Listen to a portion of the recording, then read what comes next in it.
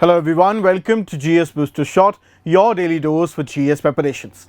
Today it happens to be our 50th episode, and by now you should be having 50 new perspectives that are going to help you in writing better answers when it comes to GS, and also covering 50 topics, important topics for GS. In today's lecture we are going to cover up a very special discussion of Observer Research Foundations, in which views of two of US's former ambassadors to India were expressed with respect to our relations, that is, looking back and looking ahead. So, by means of this lecture, we are going to garner some new points which are going to enhance the quality of our answers. This lecture is important with respect to GS2 international relations.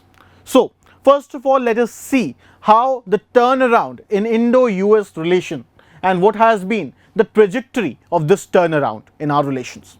So basically, this turnaround between Indo-US relations started in 2000 with the visit of President Clinton. With this very visit, de-hyphenation of USA's foreign policy with respect to South Asia started. Before that, US used to have Indo-Pak policy and not Indo policy. Then the second thing was in 2008, the major event, that was civil nuclear deal. Former US ambassador to India, Mr. Verma, says that 2008 civil deal acted as a tacit acceptance or coming to terms by US of India being a nuclear power. Although there has not been much progress with respect to getting civil nuclear technology or a nuclear plant from US to India, however, the main takeaway from this very deal was that US, by means of this very deal, had accepted India to be a nuclear power and had accepted giving India critical technologies with respect to enhancing its security vis-a-vis China. So, this was a long thing. By this agreement, we came a long road ahead. Why? Because ever since India started its nuclear program, US's entire policy was focused on disarming India with respect to nuclear arms. However, there is no such thing on papers these days. Then, the third major event was the formalization of joint strategic vision for Indo-Pacific by India and US in 2015. So, India and United States laid out their joint strategic vision with respect to Indo-Pacific. So over here we can see the convergence of basically the policies of both the countries with respect to a joint interest. Then in 2016, US designated India as major defense partner. Now this designation is important in order to get critical military weapons from US, and that to the next generation weapons. US had modeled this very major defense partnership with India with the sort of partnership it is having with Israel. So until now, US was only having such agreements with their NATO allies. Besides this, ever since 2000, USA, and even in past years, USA has been rigorously promoting India's membership of key organizations, thus pushing for giving India a seat at the high table of international affairs, which India deserved and was asking rightfully for quite some time. Then we have entered into 4 foundational agreements between our militaries. These agreements are very much important with respect to defense cooperation and for ensuring interoperability between our forces.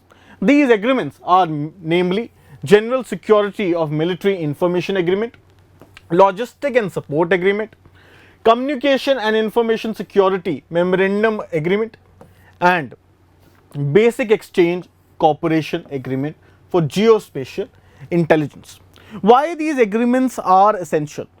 These agreements signify the enhanced cooperation in military terms between both the nations. And the benefit of these agreements was seen recently in the standoff between India and China at the border, in which USA supplied India the much needed winter gear under this logistic exchange memorandum agreement that I've just talked about.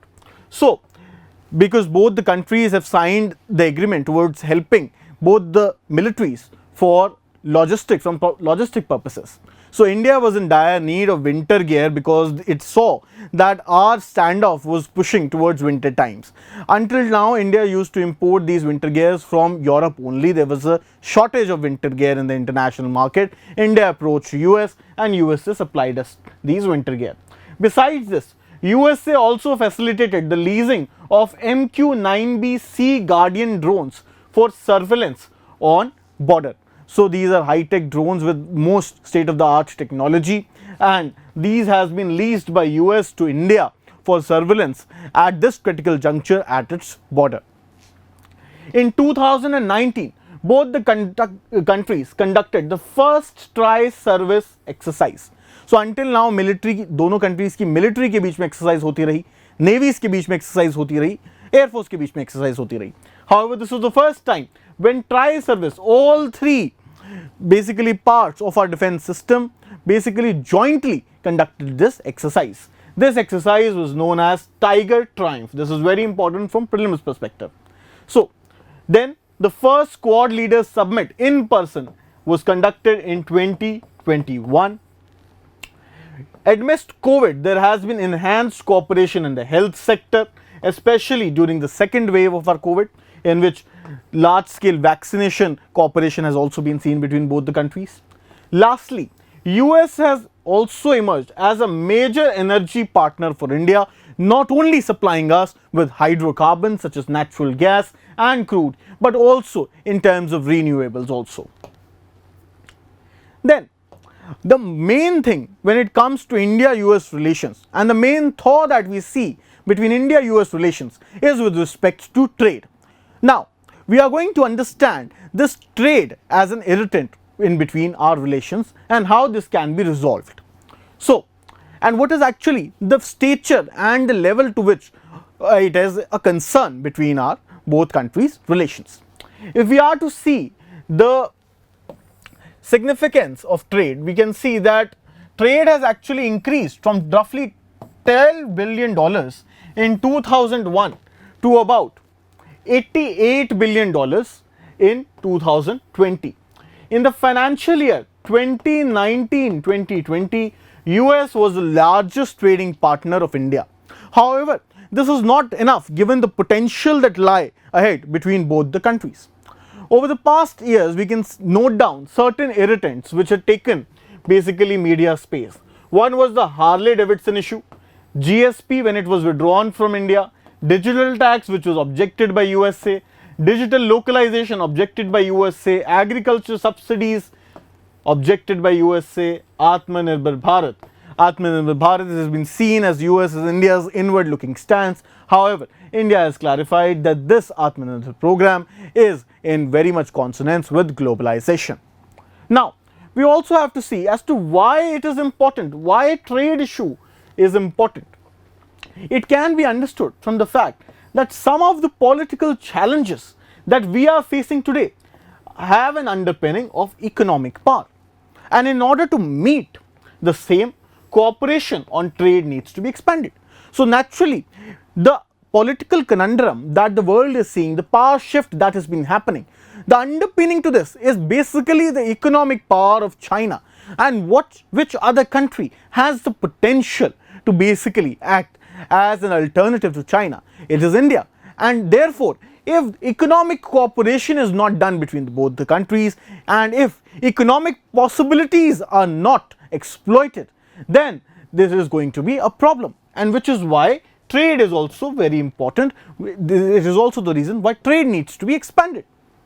The question is, between US and India relation, there is how much strategy and how much market. कितनी strategy पे dependent है and कितनी markets पे dependent है हमारी relationship. Now, if we are to understand this thing, then please note down that the thing is that the dividing line between both is illusionary in Indo-Pacific. Why is Indo-Pacific gaining so much of importance? Because the entire world's major trade goes through Indo-Pacific, and it is this very region that tells us that over here strategic interests and market interests coincide. And which country, which would the stakeholders opt for in this very region, would depend upon their independence with respect to trade in this very region, which is why we need to enhance and supplement each other's economic power. It is for this very reason there is a need of looking trade from a strategic angle and not discounting it just because of higher defense cooperation. Therefore, we should not discount our trade just because we are having a very high cooperation on the defense side. Trade would also be important as much, and it is needed to be seen from a strategic angle. Now, let us also see what are the key avenues where we can have enhanced cooperation. One is the education sector. Till now we see only Indian students going to USA. We also see a lot of demand of Indian professionals, Indian university educated professionals technically in USA. But we do not see any reverse happening. We don't see American students coming to India. Therefore, there is a need of much more collaboration between our universities, and not just with respect to signing certain memorandums. There is need of work on the ground, and over here education sector does pose a very big opportunity. Now, another very important aspect that we need to understand is that between USA and India, we have just joint statements which govern our relationships. And every time we have to understand any dispute between our relations, we go back to these joint statements. We do not have any free trade agreement. We also don't have any bilateral investment treaty. There is a need at this very point in time towards formalization of our trade agreement with respect to any agreement or any major memorandum. Now, this agreement can be on bilateral terms also and on multilateral term also. In the absence of any of the such agreement, what is happening is both the investors from both the countries are left to fend for themselves. Roughly about 55 investors from US state have to fend for themselves in about 28 states of India, and the same is with respect to Indian investors. Now, how can this be done? There is a need for resumption of strategic and commercial dialogue. We used to have this before. This needs to be revived so that some sort of understanding can be achieved and some sort of formalization can happen. Only by coming to terms with some sort of formal arrangement can the potential of trade be exploited. Then, thirdly, there is huge potential with respect to digital trade. And how there is a huge potential? With respect to China, if we see, Quad की joint statement क्या कहती है? It envisions that Indo-Pacific should be anchored in democratic values and unconstrained by coercion. So, over here India and US also share a value system, and naturally it would be in our interest that there are more democratic countries around the world and more democratic values around the world. And Indo-Pacific should be unconstrained by coercion, such as China's policy and also, for that matter, authoritarian regimes. Why do I say this? There is a need to counter China's high-tech illiberalism. This is a very new term. China's high-tech illiberalism. Basically, China today is acting as the big brother state. It has developed a lot of technology in order to keep track over its population and in order to monitor them. In this very manner, authoritarianism is enforced. This sort of technology is given to other authoritarian regimes, and in this very manner, even democratic regimes are getting authoritarian over a period of time. It is the need of the hour that India and US may collaborate on digital front and develop certain technologies which should prevent this thing. Besides this, there is large scope of digital interaction between both the countries and growth in this very respect of digital trade otherwise also. However, over here we understand the strategic impact of enhancing cooperation, commercial cooperation with respect to digital trade. So over here we can understand that strategic works and commercial needs both go hand in hand. Now, what is the way forward? First of all, there is, as I've already told you, there is a need to formalize the trade relations through some sort of bilateral or multilateral agreement. Now, secondly, the synergy between relations of both the countries has been increased with successive regimes. It started with Clinton. Every regime that came in US, every government, be it the Bush administration, the Obama administration, Trump administration, and now the Biden administration, every administration has tried to build upon the works of the earlier administration and has not gone back on it. However, every time a new US administration comes in, there is a concern whether there will be synergy between our Prime Minister and with Obama. Will there be synergy between Prime Minister Modi and President Trump? So, we need to understand this very thing, that since we are not any treaty allies, and India also, because we are maintaining our independent stand, we also do not get into these treaty allies. However, there is need to formalize our relations in some sort of manner on some sort of concrete agreements. We have to come up, it is the diplomat's task to come up with new innovation of words in order to coin our relations and in order to have a binding impact on the relations, so that given the nationalist and populist basically movements in both the countries, there should not be a time that our relations should only depend upon what would be the vision of then leader at that very point in time. There has to be certain binding commitments so that we can go on treading the international waters in a systematic manner and with assurance of each other's support.